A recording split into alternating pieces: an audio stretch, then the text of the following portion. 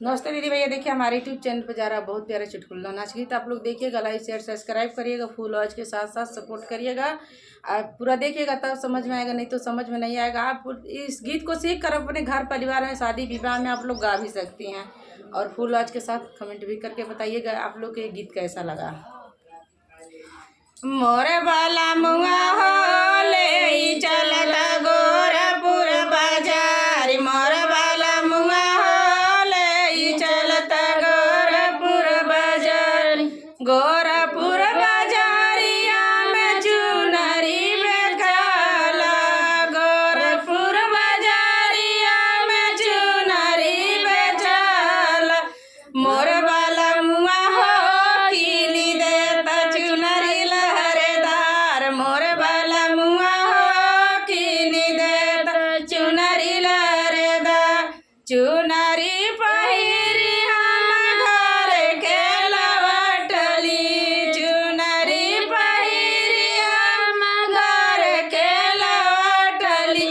मोर बाला मुआ हो चोरी जाली सासू जी हमार, मोर बाला मुआ हो चोरी जाली सासू जी हमार। मोर बाला मुआ हो ले चलता गोरखपुर बाजार, मोर बाला मुआ हो ले चलता गोरखपुर बाजार।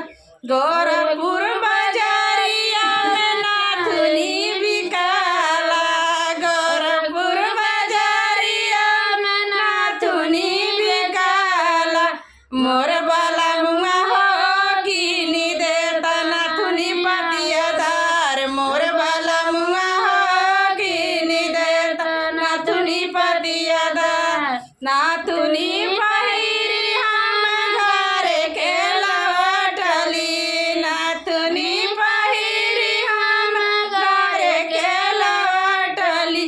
मोर बाला मुआ हो चोरी जाली भौजी तुहार, मोर बाला मुआ हो चोरी जाली भौजी तुहार। मोर बाला मुआ हो ले चलता गोरखपुर बाजार, मोर बाला मुआ हो ले चलता गोरखपुर बाजार। गोरखपुर बाजारिया में काना बिकाला, गोरखपुर बाजारिया में काना बिकाला। मोर बाला मुआ हो कीनी देता काना लहरेदार, मोर बाला मुआ हो कीनी देता काना लहरेदार। काना पहिरी हम घर के लवटली, काना पहिरी हम घर के लवटली।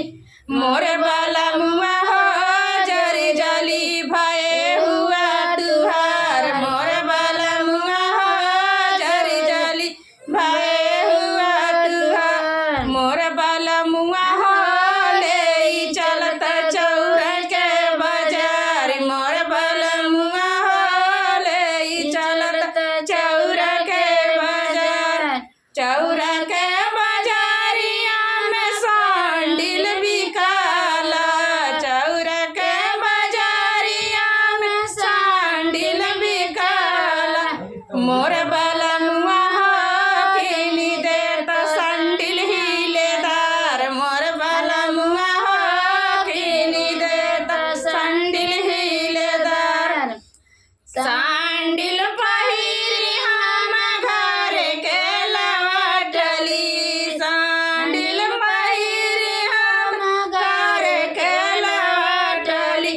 मोर बाला मुआ हो चोरी जाली नानदो हमार, मोर बाला मुआ हो चोरी जाली नानदो हमार। मोर बाला मुआ हो ले चलता चौरा के बाजार, मोर बाला मुआ हो ले चलता चौरा के बाजार।